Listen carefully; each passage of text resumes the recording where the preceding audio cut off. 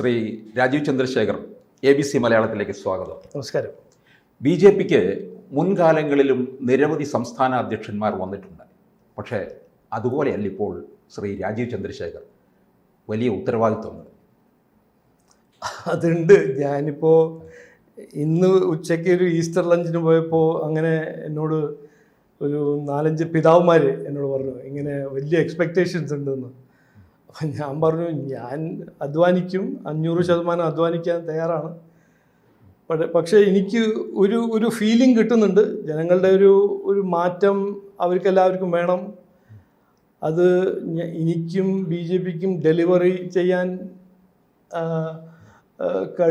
കഴിയും എന്ന് ഒരു ഫീലിംഗ്. അത് ചിലപ്പോൾ എല്ലാം ടയേർഡ് ആകുമ്പോൾ എനിക്ക് ഒരു പ്രഷറായിട്ടാണ് ഞാൻ ചിലപ്പോൾ വിഷ്വലൈസ് ചെയ്യുന്നത്.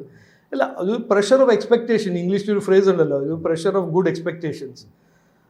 അത് നല്ലതാണ്. ഞാൻ പറഞ്ഞ മാതിരി അന്ന് ആദ്യത്തെ ദിവസം സ്റ്റേറ്റ് സംസ്ഥാന കൗൺസിൽ മീറ്റിങ്ങിൽ പറഞ്ഞു, ഞാൻ ഇവിടെ വന്നിരിക്കുന്നത് നേതാവാവാനല്ല, ഞാൻ ഇവിടെ വന്നിരിക്കുന്നത് നാട്ടിൽ ഒരു മാറ്റം കൊണ്ടുവരാനാണ്. ആ മാറ്റം കൊണ്ടുവരാൻ നമുക്ക് അധികാരത്തിൽ വരണം. വന്നില്ലെങ്കിൽ എങ്ങനെയാണ് നമ്മൾ മാറ്റുക, എങ്ങനെ മാറ്റം കൊണ്ടുവരാൻ പറ്റും? അതുകൊണ്ട് ആ ഒരു എക്സ്പെക്റ്റേഷൻ എൻ്റെ മനസ്സിലുണ്ട്. അത് ചിലപ്പോഴെല്ലാം ഒരു പ്രഷറായിട്ട് ഞാൻ ഫീൽ ചെയ്യുന്നു, ചിലപ്പോഴെല്ലാം ഒരു നല്ലൊരു എക്സ്പെക്റ്റേഷൻ, ഒരു കോൺഫിഡൻസും ഓപ്റ്റിമിസമായിട്ട് കാണുന്നു.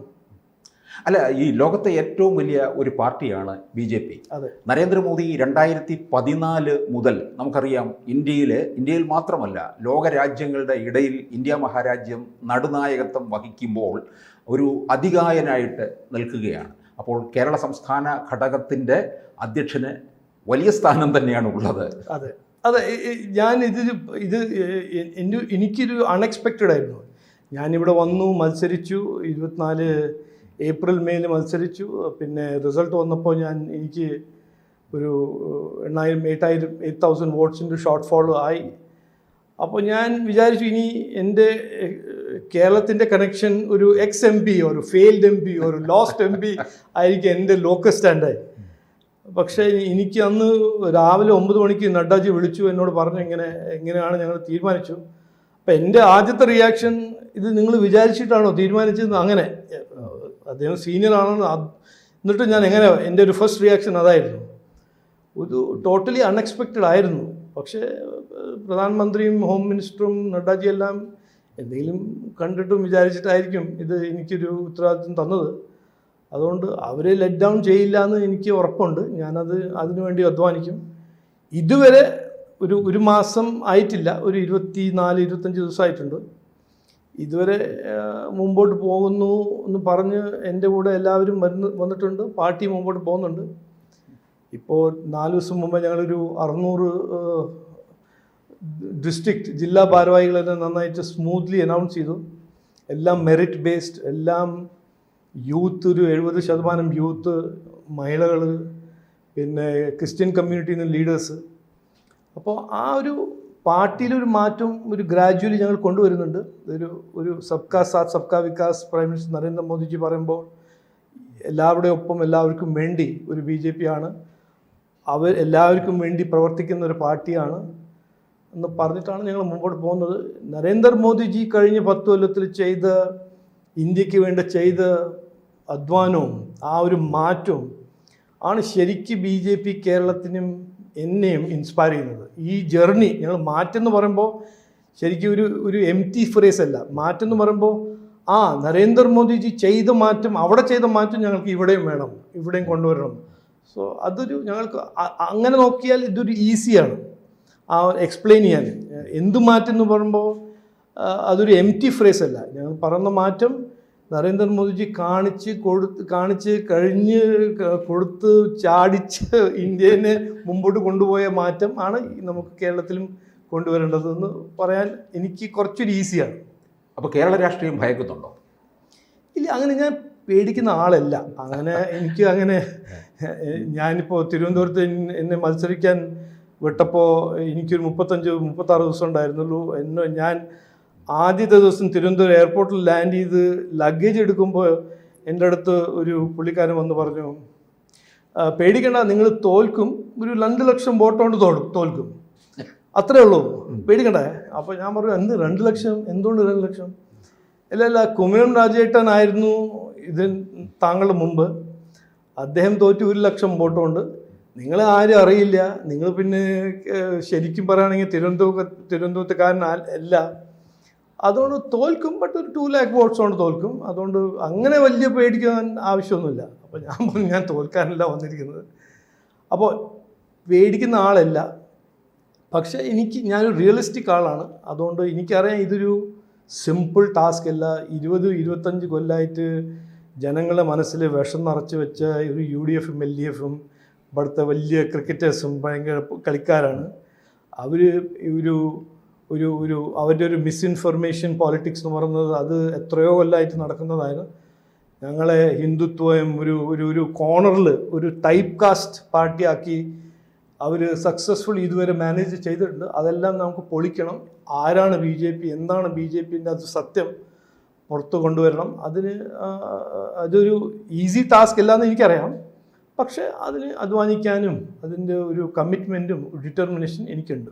ആ സത്യം പുറത്തു കൊണ്ടുവരാൻ എന്ന് പറഞ്ഞാൽ അതിപ്പോൾ ഏതാണ്ട് തെളിയിച്ചു വരികയാണ്. കാരണം പ്രത്യേകിച്ച് ഈ കഴിഞ്ഞ ഇത്രയും നാളായിട്ട് മോദിജിയോടൊപ്പം നിൽക്കുന്ന താങ്കളൊരു വലിയ ദൃക്സാക്ഷിയാണ് അക്കാര്യത്തിനകത്ത്. ഈ ന്യൂനപക്ഷത്തെ മുഴുവൻ ഒന്ന് ചേർത്ത് നിർത്താനായിട്ട് ഈ കഴിഞ്ഞ ഇടയ്ക്കുള്ള ചില സംഭവങ്ങൾ കൊണ്ട് സാധിച്ചിട്ടുണ്ട് എന്നുള്ളതാണ്. 2014 കാണുന്ന കേരളത്തിലെ BJP അല്ല ഇപ്പോൾ 2024 കണ്ടത്. ക്രൈസ്തവരൊന്നടങ്കം ഇങ്ങോട്ടേക്ക് ചേർന്ന് നിൽക്കുകയല്ലേ? ഇല്ല, എനിക്ക് പറയാനുള്ളത് ശരിക്കും ഞാൻ ചെയ്യുന്നത്, ഞാൻ പഠിച്ചത് നരേന്ദ്രമോദിജിന്നാണ്.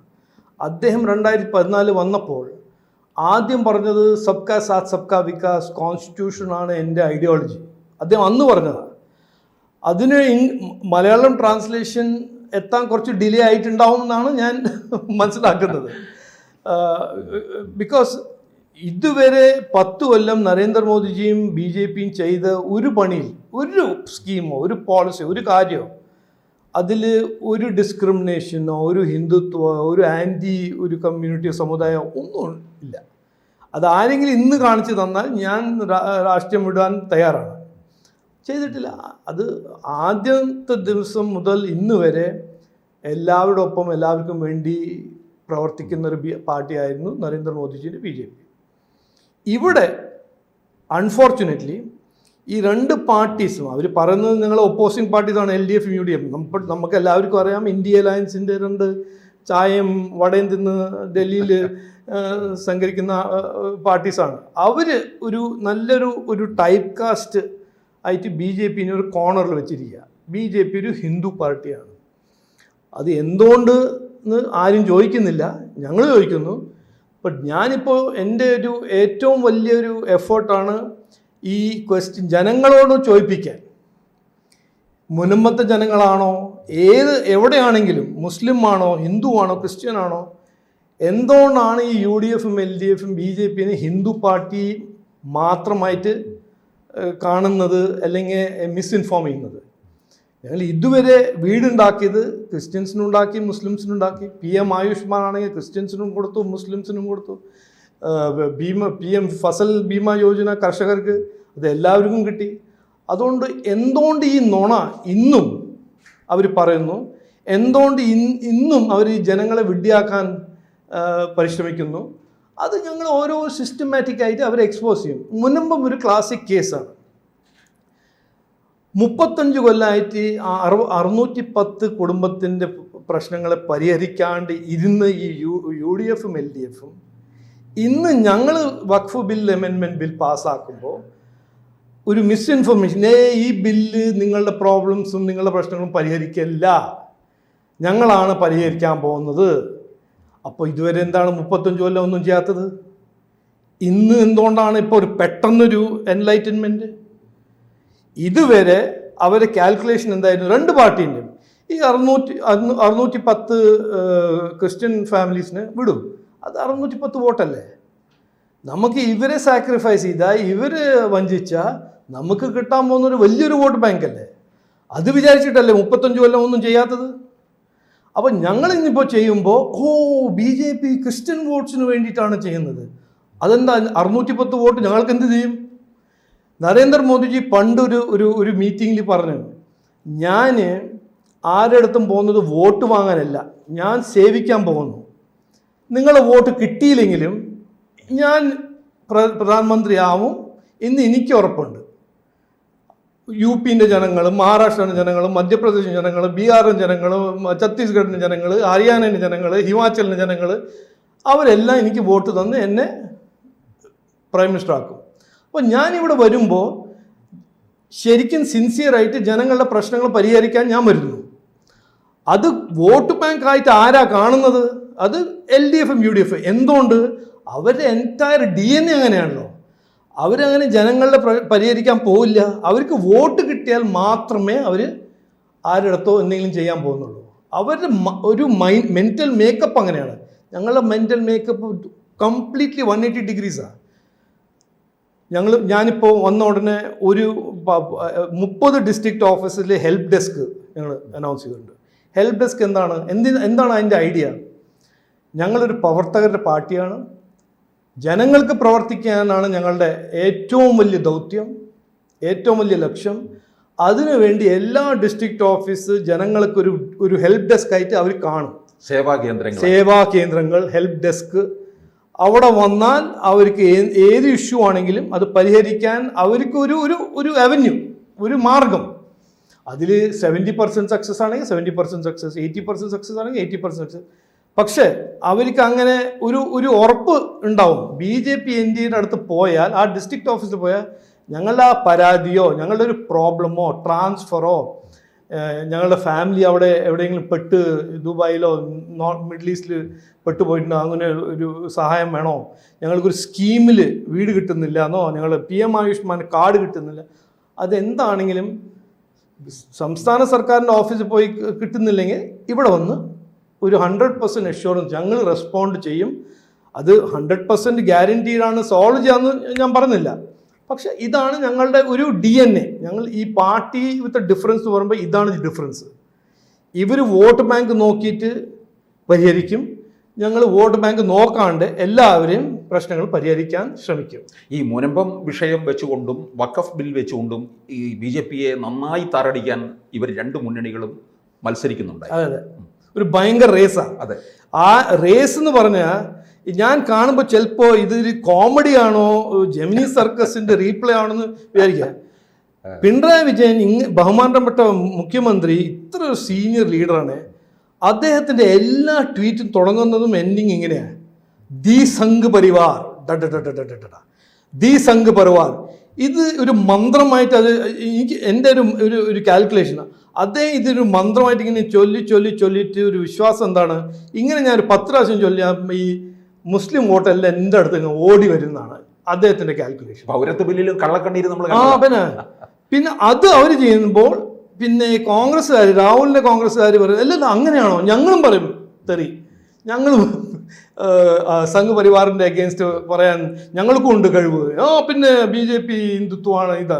അപ്പോൾ ഇവർ രണ്ട് പാർട്ടീസ് ഇന്ത്യ അലയൻസിൽ ഭയങ്കര പരിപ്പോടെയും ചായം കുടിക്കുന്ന പാർട്ടീസാണ്. ഇന്ന് ഒരു മത്സരം, അവരുടെ മത്സരം എന്താ, ആരാണ് ഈ വോട്ട് ബാങ്ക്, ഒരു കമ്പൈൻഡ് ഒരു വലിയ ലാർജ് വോട്ട് ബാങ്ക് ആയിട്ട് ഒരു സമുദായത്തിൻ്റെ വോട്ട് ബാങ്ക് ആർക്ക് ഈ വരുന്ന ഇലക്ഷനിൽ കിട്ടും. അതുകൊണ്ട് ഒറ്റ ഒബ്ജക്റ്റീവ് ഉള്ളൂ, അവർക്ക് എന്തെങ്കിലും ചെയ്യണമെന്നോ. ഇന്ന് അല്ല, നാളെയാണ് 9ാം കൊല്ലം. അതെ, അവർ ആഘോഷിക്കാൻ പോവാന്ന്. എനിക്കൊരു ഒരു ഭയങ്കര റെസ്പെക്ട്ഫുൾ ഒരു ക്വസ്റ്റ്യൻ, എന്താണ് ആഘോഷിക്കുന്നത്? കടം ഇനി വാങ്ങാൻ ഇനി ഇല്ലയെന്നോ? കടം വാങ്ങിച്ച് നാടിനെ ഒരു സ്ഥിതിയിൽ കൊണ്ടുപോയെന്നോ? എന്താണ് ആഘോഷിക്കുന്നത്? ഒരു ആശാ വർക്കേഴ്സ്, 232 രൂപേൻ്റെ ശമ്പളമുള്ള ആശാ വർക്കേഴ്സ് 100 രൂപ ഇനിയും ചോദിക്കുമ്പോൾ അത് കൊടുക്കാൻ കാശില്ല. PM Ayushman scheme 70 years and above അവർക്ക് ഫ്രീ ആയിട്ട് കൊടുക്കാൻ നരേന്ദ്രമോദിജി അവിടുന്ന് പിന്തുണ കൊടുക്കുന്നു, കാശ് കൊടുക്കുമ്പോൾ ഇവിടെ അത് ലോഞ്ച് ചെയ്യാൻ കാശില്ല. എന്നിട്ടാണ് 100 കോടി രൂപേൻ്റെ ആഘോഷം നാളെ മുതൽ. എന്തിൻ്റെ ആഘോഷം? നഷ്ടപ്പെട്ട ഒരു ഡെക്കേഡോ, അതിൻ്റെ ആഘോഷം. അതെന്തിനാ സെലിബ്രേറ്റ്? ഒരു വലിയൊരു ഭരണവിരുദ്ധ വികാരം കേരളത്തിൽ നിൽക്കുന്നുണ്ട്. അതിനെ ഒന്ന് മറയിടണം. അത് നോക്കൂ, എൻ്റെ ഒരു ഞാനൊരു വലിയൊരു കോംപ്ലിക്കേറ്റഡ് പൊളിറ്റിക്കൽ അനലിസ്റ്റ് ആളല്ല. ഞാൻ ഭയങ്കര സിമ്പിൾ കോമൺ സെൻസ് ഉപയോഗിക്കുന്ന ഒരാളാണ്.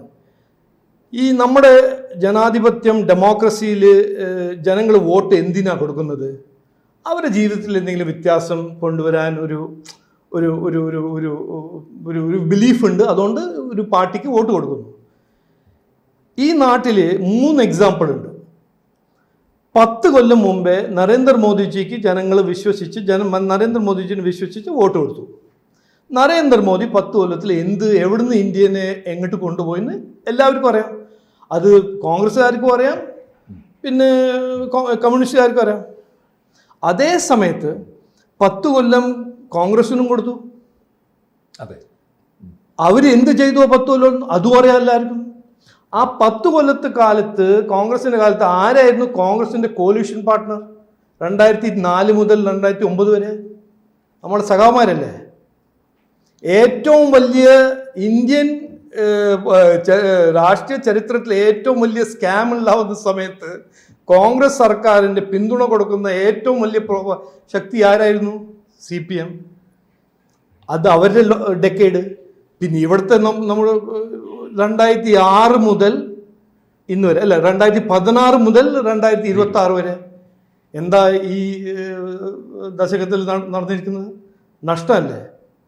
അതുകൊണ്ട് ഈ ആഘോഷിക്കുമ്പോൾ എന്തിനെ പറ്റിയാണ് ആഘോഷിക്കുന്നത്, എന്തിനെ കുറിച്ചാണ് ആഘോഷിക്കുന്നത്, അതൊന്ന് ക്ലാരിഫൈ ചെയ്താൽ എല്ലാവർക്കും പങ്കെടുക്കാൻ ഒരു നാളെ അവസരം 9ാം കിട്ടും. വാർഷികം ആഘോഷിക്കുന്ന സമയത്ത് അതെ, താങ്കളുടെ പ്രസ്ഥാനം വലിയൊരു പര്യടനത്തിലേക്ക് കടക്കുകയാണ്. അതായിരിക്കും ഒരു വലിയൊരു ഉണർവുണ്ടാക്കാൻ പോകുന്ന ഒന്നാണ്. ഒരു മാസ്റ്റർ പ്ലാനോടുകൂടിയല്ലേ മുമ്പോട്ട് പോകുന്നത്? 100%. ഇതിൽ അങ്ങനെ എൻ്റെ ഒരു മാസ്റ്റർ പ്ലാൻ ആയിട്ട് കണക്കാക്കുന്നത് ഇത് നരേന്ദ്രമോദിജി ഇന്ത്യ 2014 ഇന്ത്യൻ്റെ സ്ഥിതിയാണ് ഇപ്പോൾ കേരള 2026, 25, 26 അതേ സ്ഥിതിയാണ്. 2014 എന്തായിരുന്നു ഇന്ത്യൻ സ്ഥിതി? Economy completely bankrupt. ബാങ്കിൽ കാശില്ല, ഇക്കോണമിയിൽ കാശില്ല, ഒരു ഇൻവെസ്റ്റ്മെൻറ്റും, 0 ഇൻവെസ്റ്റ്മെൻറ്റ്, ഹൈ ഇൻഫ്ലേഷൻ, ഹൈ ജോബ്ലെസ്നെസ്. ഇന്ന് ഇന്ത്യയിൽ ഏറ്റവും ഹയസ്റ്റ് ജോബ്ലെസ്നെസ് ഏത് സംസ്ഥാന ഗവൺമെൻറ്, ഏത് സ്റ്റേറ്റിലാണ്? നമ്മുടെ കേരള നാട്ടിൽ. ഏറ്റവും ഹയസ്റ്റ് ഇൻഫ്ലേഷൻ ഏത് സ്റ്റേറ്റിലാണ്? കേരളത്തിലാണ്. അപ്പോൾ 2014 കോൺഗ്രസ് വിട്ടുപോയ ഇന്ത്യ ആണ് 2026 നമ്മുടെ സഖാവ് പിണറായി വിജയൻ വിട്ടുപോകുന്ന കേരളം. അവിടെ മാറ്റി നരേന്ദ്രമോദിജി. ഇവിടെ മാറ്റാൻ ആഗ്രഹമുണ്ട്, കഴിവുണ്ട് BJP NDAക്ക്. ഇത് കോൺഗ്രസിന് പറ്റില്ല. കോൺഗ്രസ് ഇന്നും കർണാടകയിൽ സർക്കാരിലാണ്. അവർ വാഗ്ദാനം കൊടുത്ത് ജനങ്ങളെ വിഡ്ഢിയാക്കി അവിടെ സർക്കാർ വന്നു. തെലങ്കാനയിൽ, ഹിമാചൽ പ്രദേശിൽ അവിടെ എന്താ സ്ഥിതി? തെലങ്കാനയുടെ മുഖ്യമന്ത്രി പറയുന്നു, എനിക്ക് കടം എടുത്തില്ലെങ്കിൽ എനിക്ക് ശമ്പളം കൊടുക്കാൻ കാശില്ല. കർണാടകേൻ്റെ ഡെപ്യൂട്ടി ചീഫ് മിനിസ്റ്റർ പറഞ്ഞു, ഡെവലപ്മെൻറ്റ് ഒരു കാശുമില്ല കർണാടക എന്ന് പറഞ്ഞാൽ ഒരു ഏറ്റവും ഇക്കണോമിക്കലി സ്ട്രോങ് സ്റ്റേറ്റ് ആയിരുന്നു 2023 മുമ്പ്. ഇന്നോ 2 കൊല്ലം മതി. കോൺഗ്രസിൻ്റെ ഇഫക്റ്റ് എന്ന് പറഞ്ഞാൽ ഒരു സ്റ്റേറ്റിനെ തകർക്കാൻ 2 കൊല്ലം മതി. ഭയങ്കര പെർഫോമൻസ് അവർ. അപ്പം തീർച്ചയായിട്ടും ഇതിനകത്തൊരു ചില വെല്ലുവിളികളോടുകൂടി തന്നെയായിരിക്കും രംഗത്തേക്ക് ഇറങ്ങുന്നത്. അപ്പോൾ അടുത്ത ദിവസം മുതൽ തുടങ്ങുന്ന ഈ പര്യടനം ഏത് തരത്തിലാണ്? നേതാക്കന്മാരെ, പ്രവർത്തകരെ മുഴുവൻ കാണുകയാണ്. അത് താങ്കൾ പറഞ്ഞ മാതിരി ഇതൊരു ഒരു BJPൻ്റെ ഒരു പുതിയ ഒരു ഡയറക്ഷനാണ്. ഞാൻ പഴയ ഡയറക്ഷൻ വിട്ടിട്ടൊരു പുതിയ ഡയറക്ഷൻ അല്ല, ഒരു പുതിയൊരു ഫോക്കസാണ്, ഒരു പുതിയൊരു മിഷൻ. ഞാൻ പറഞ്ഞ മാതിരി എൻ്റെ സംസ്ഥാന കൗൺസിൽ മീറ്റിങ്ങിൽ നമ്മുടെ എല്ലാവരുടെയും ദൗത്യമാണ് മാറ്റം കൊണ്ടുവരാൻ അധികാരത്തിൽ വരണം. അധികാരത്തിൽ വരാണെങ്കിൽ ജനങ്ങൾ BJPയും കോൺഗ്രസിലും LDFിലും എന്താണ് വ്യത്യാസം അവർക്ക് ക്ലിയർ ആയിട്ട് മനസ്സിലാക്കണം. അതിന് വേണ്ടി ഞാൻ 30 ഡിസ്ട്രിക്റ്റ് വിസിറ്റ് ചെയ്യുന്നു. ഒരു കൺവെൻഷൻ എന്ന് പറയുമ്പോൾ പഞ്ചായത്ത് മുതൽ ഡിസ്ട്രിക്ട് ഭാരവാഹി, ഡിസ്ട്രിക്ട് പ്രസിഡന്റ് വരെ എല്ലാവരൊപ്പം ഇരുന്ന് എല്ലാവരുടെ ഒരു ഒപ്പീനിയൻസ് എടുത്ത് എൻ്റെ മനസ്സിലും എൻ്റെ ചിന്തയിൽ ഒരു വികസിത് കേരളം എങ്ങനെയാണ് നമ്മൾ സൃഷ്ടിക്കാൻ പോകുന്നത്, എന്താണ് ഈ വികസിത് കേരളം എന്ന് പറയുന്ന ഒരു ഐഡിയ, അത് എന്തുകൊണ്ട് നമുക്ക് കൊണ്ടുവരണം, അത് നമ്മുടെ എല്ലാവരുടെയും ദൗത്യം എന്തുകൊണ്ട് അത് ആക്കണം എന്നൊരു ടീമായിട്ട് ഒരു വികസിത് കേരള എന്ന ദൗത്യമാക്കി മുമ്പോട്ട് പോകണം. അത് പറയാനാണ് ഞാൻ എല്ലാവരെയും മീറ്റ് ചെയ്യുന്നത്. അപ്പോൾ ഇതൊരു പ്രസംഗിക്കുന്നൊരു കോമ്പറ്റീഷൻ ഒന്നും ആവില്ല. ഇത് ഞാൻ മുമ്പോട്ട് വെക്കുന്നു. പിന്നെ ഞങ്ങളുടെ പ്രവർത്തകർ, BJP ഒരു പ്രവർത്തകരുടെ പാർട്ടിയാണല്ലോ, എത്രയോ സീനിയർ പ്രവർത്തകരുണ്ട്. അവരുടെ അഭിപ്രായം പറയുന്നു, ഞാൻ നോട്ട് ചെയ്യുന്നു, എന്നിട്ട് ആ ഒരു ഡിസ്കഷനും ഡയലോഗിലും നമ്മൾ ഫൈൻ ട്യൂൺ ചെയ്ത് മുമ്പോട്ട് പോകുന്നു.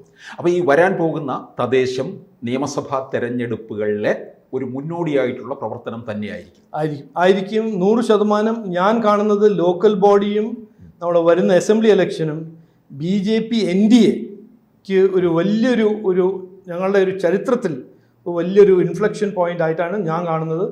അതിനുവേണ്ടി മുഴുവൻ പാർട്ടി, മൊത്തം പാർട്ടി, എല്ലാവരും booth level to district to state എല്ലാവരും ഒരു ടീമായിട്ട് അധ്വാനിക്കും. അത് എൻ്റെ ഒരു അഭ്യർത്ഥനയുമാണ്, എൻ്റെ ഒരു പ്രതീക്ഷയാണ്. ഈ BJPയുടെ പാർട്ടി കേന്ദ്രങ്ങൾ സേവാ കേന്ദ്രങ്ങളായി മാറും എന്ന് പറയുമ്പോൾ എനിക്ക് മുമ്പോട്ട് വയ്ക്കാനുള്ള ഒരു കാര്യം, പക്ഷേ സാധാരണ ജനങ്ങളും അതങ്ങനെ ആ ചോദ്യം ഉന്നയിക്കുമായിരിക്കും. അതായത് പ്രധാനമന്ത്രിയുടെ പല പദ്ധതികളുണ്ട്. പ്രധാനമന്ത്രി കിസാൻ പദ്ധതി, ആവാസ് യോജന, ആയുഷ്മാൻ പദ്ധതി, ഇതൊന്നും കേരളത്തിലെ സാധാരണ ജനങ്ങൾ അറിയാതെ പോകുന്നു. പലതരത്തിലുള്ള വായ്പാ സംവിധാനമുണ്ട്. ഇത് ആവശ്യപ്പെട്ടുകൊണ്ട് ബാങ്കിൽ ചെല്ലുമ്പോൾ ബാങ്കുകാർ പലപ്പോഴും ഡിസ്കറേജ് ചെയ്യുകയാണ് ചെയ്യുന്നത്. ഇതൊക്കെ ഈ സേവാ കേന്ദ്രങ്ങൾ വഴി ജനങ്ങളിലേക്ക് കൂടുതൽ എത്തിച്ചു കഴിഞ്ഞാൽ ഇത് പലപ്പോഴും ചില കാര്യങ്ങളൊക്കെ സംസ്ഥാന ഗവൺമെന്റ് കയറി ക്രെഡിറ്റ് അടിക്കുന്നുണ്ട്. അതും ഞങ്ങൾ ക്ലാരിഫൈ ചെയ്യും. ഇപ്പോൾ 5 ദിവസം മുമ്പേ ഒരു കോർപ്പറേറ്റർ, BJP കോർപ്പറേറ്റർ വന്ന് ഒരു പോസ്റ്റർ കാണിച്ചു തന്നു. അത് മിഡ് ഡേ മീൽ സ്കീം. അതിൽ വലിയൊരു ഫോട്ടോഗ്രാഫ്, ബഹുമാനപ്പെട്ട മുഖ്യമന്ത്രിൻ്റെ ഒരു ഫോട്ടോഗ്രാഫ്, ശിവൻകുട്ടി സാറിൻ്റെ വലിയൊരു ഫോട്ടോഗ്രാഫ്. അതിൻ്റെ 70% കാശ് കൊടുക്കുന്നത്, റിസോഴ്സ് കൊടുക്കുന്നത് നരേന്ദ്രമോദിജിയാണ്. എന്നിട്ട് പിന്നിൽ 4ാമത്തെ പേജിൽ ചെറിയൊരു ലോഗോ, PM പോഷൻ അഭിയാൻ. അപ്പോൾ ഇത് ചെയ്യുന്നതെല്ലാം 70% നരേന്ദ്രമോദിജി, ബട്ട് ക്രെഡിറ്റ് എടുക്കുന്നത് നമ്മുടെ CPM സഖാവന്മാർ. ഇപ്പോൾ കഴിഞ്ഞ കുറച്ച് ദിവസം മുമ്പേ നമ്മുടെ കുഞ്ഞാലിക്കുട്ടി സാഹിബ് പറഞ്ഞല്ലോ അസംബ്ലിയിൽ, എന്തിനാണ് ഈ ഹൈവേന്റെ ക്രെഡിറ്റ് നിങ്ങൾ എടുക്കുന്നത്? ഇത് ചെയ്തത് നിതിൻ ഗഡ്കരി ചെയ്യല്ലേ? ഇതാണ് ശരിക്കും ഇവിടെ നടന്നിരിക്കുന്നത്. 9 കൊല്ലം ആഘോഷിക്കുന്നത് നരേന്ദ്രമോദി ചെയ്ത പണി ഒരു എക്സാമ്പിൾ മുന്നോട്ട് വെച്ചിട്ടാണ് ഇവിടെ ആഘോഷം നടക്കുന്നത്. അതുകൊണ്ട് അത് ശരിയാണ്. അത് ഞങ്ങൾ ഈ ഹെൽപ്പ് ഡെസ്ക് വഴി ജനങ്ങൾ സാധാരണക്കാരോടും പറയും, ഇന്നൊക്കെ PM പോഷൻ അഭിയാനാണെങ്കിൽ ഇത് ശരിക്കും ചെയ്യുന്നത് നരേന്ദ്രമോദിജിയാണ്. അതിൽ PM ആവാസ് യോജന, അവർ ലൈഫ് മിഷൻ എന്ന് പറഞ്ഞ് ഒന്നും നടക്കുന്നില്ല. അപ്പോൾ ലൈഫ് മിഷനിൽ എൻറോൾ ചെയ്യുമ്പോൾ ഇത് PM ആവാസ് യോജനയാണ് ഞങ്ങൾ ജനങ്ങൾ പറയും. അപ്പോൾ ഇവരുടെ ഈ സ്ട്രാറ്റജി PMൻ്റെ സ്കീം എടുത്തിട്ട്, സെൻട്രൽ ഗവൺമെൻറ് സ്കീം എടുത്തിട്ട് നമ്മുടെ പേരിട്ടിട്ട് അത് ആക്കാൻ അവർ ട്രൈ ചെയ്യും, അവർ ശ്രമിക്കണം. അത് അവരുടെ കളി. അതിനെ എക്സ്പോസ് ചെയ്യാൻ ഞങ്ങളും ഉണ്ടാവും. ഇത് ചെയ്യുന്നത് ഇവരാണ്. അതേ സമയത്ത് പറഞ്ഞ മാതിരി PM ആയുഷ്മാൻ 70 വയസ്സിന് മേലെ എല്ലാവർക്കും ഫ്രീ കിട്ടുന്ന യോജന എന്തുകൊണ്ട് ഇതുവരെ ഇവിടെ ഇംപ്ലിമെൻറ്റ് ചെയ്തിട്ടില്ല? അത് അവർക്കറിയാം. അത് ചെയ്ത ഉടനെ ജനങ്ങൾക്ക് മനസ്സിലാവും നരേന്ദ്രമോദിജി കൊടുത്ത ഒരു സ്കീമാണ്. ഇത് എന്തൊരു പവർഫുൾ, ഡൽഹിയിൽ ഇലക്ഷനിൽ ഇത് മാത്രം ഒരു വലിയൊരു ഫാക്ടറായിരുന്നു. എത്രയോ മിഡിൽ ഏജ്ഡ് ഫാമിലീസ്, അവരുടെ ഫാമിലീസിനുണ്ട് അച്ഛനും അമ്മമാരും, അവർക്ക് ഇത് കിട്ടുമ്പോൾ തന്നെ 5 ലക്ഷം രൂപേൻ്റെ ഫ്രീ ട്രീറ്റ്മെൻറ്റ് എല്ലാ കൊല്ലം അമ്മയ്ക്കും അച്ഛനും കിട്ടുമ്പോൾ ഇതൊരു വലിയ സാധനമല്ലേ? ജനങ്ങൾക്ക് വേണ്ടി പ്രവർത്തിക്കുന്ന ഒരു പാർട്ടി എന്ന് പറയുന്ന മാർക്സിസ്റ്റ് പാർട്ടി ഇങ്ങനെ ഒരു ബേസിക് ഒരു ഫെസിലിറ്റി ഡിനൈ ചെയ്യുമ്പോൾ അത് ജനങ്ങളെ വഞ്ചിക്കുന്നതല്ലേ അത്? അപ്പോൾ ഇതും ഞങ്ങൾ പറയും, എൻറോൾ ചെയ്യൂ. എന്നിട്ട് അവർ എൻറോൾ ചെയ്യാൻ സമ്മതിക്കില്ല, ഞങ്ങൾ സമരം ചെയ്യും. എന്തുകൊണ്ട് ഈ PM ആയുഷ്മാൻ സ്കീം അവർ ബ്ലോക്ക് ചെയ്യുന്നു? ജൽജീവൻ മിഷൻ, ഞാൻ മിനിസ്റ്ററായിരുന്നു, നരേന്ദ്രമോദിജി 2021 23 വരെ ജൽജീവൻ മിഷൻ്റെ കാശ് സ്റ്റേറ്റ് ഗവൺമെൻറ് കൊടുത്തതാണ്. 23, 2 കൊല്ലം അഡ്വാൻസ്. ഇന്നും തീരദേശത്ത് എത്ര വീടുകളാണ് ജൽജീവൻ ഡ്രിങ്കിങ് കുടിവെള്ളം ഇല്ലാത്ത വീടുകൾ? എന്തുകൊണ്ട്? അവർ ഈ സ്റ്റേറ്റ് ഗവൺമെൻറ്റിൻ്റെ ഷെയർ കൊടുക്കാൻ കാശില്ല. ജൽജീവൻ മിഷനിൽ 40% സ്റ്റേറ്റ് ഗവൺമെൻറ് കൊടുക്കണം കാശ്, അതിന് കാശില്ല. PM ആയുഷ്മാൻ ഹോസ്പിറ്റലിന് ഇന്നും 300 കോടി ചില്ലറ അവർക്ക് കൊടുക്കാനുണ്ട് സംസ്ഥാന സർക്കാരിന്, കാശില്ല. അപ്പോൾ കാശില്ലാത്ത സമയത്ത് ഇവിടെ ഒരു ഞാൻ പറഞ്ഞ മാതിരി ഇത് വേറെ എവിടെയെങ്കിലും ആണെങ്കിൽ ഒരു കോമഡി ആയിട്ട് മാറുന്നത്. ഇവിടെ കാശില്ല, ആശാ വർക്കേഴ്സിന് കൊടുക്കാൻ കാശില്ല, KSRTC ശമ്പളക്കാർക്ക് കൊടുക്കാൻ ശമ്പളമില്ല, പെൻഷനേഴ്സിൻ്റെ പെൻഷൻ പോകുന്നത് 5 മാസം ഡിലേഡ് പോയിട്ടാണ് പെൻഷൻ പോകുന്നത്. CPOs അവിടെ സമരം ചെയ്യുന്നു, അവർക്ക് തൊഴിൽ കൊടുക്കാൻ കാശില്ല എന്ന് പറഞ്ഞിട്ട് തൊഴിൽ കൊടുക്കുന്നില്ല. എന്നിട്ടാണ് 100 കോടി ആഘോഷം സെറിമണിക്ക് സ്പെൻഡ് ചെയ്യുന്നത്. ഇടയ്ക്ക് ഈ MV ഗോവിന്ദൻ്റെ ഒരു ഞെട്ടലോടുകൂടിയുള്ള ഒരു പ്രസ്താവന ഉണ്ടായിരുന്നു, നമ്മുടെ പാർട്ടി ഇടങ്ങളിൽ പോലും BJP സ്വാധീനം ഉറപ്പിക്കുന്നു എന്നുള്ളത്.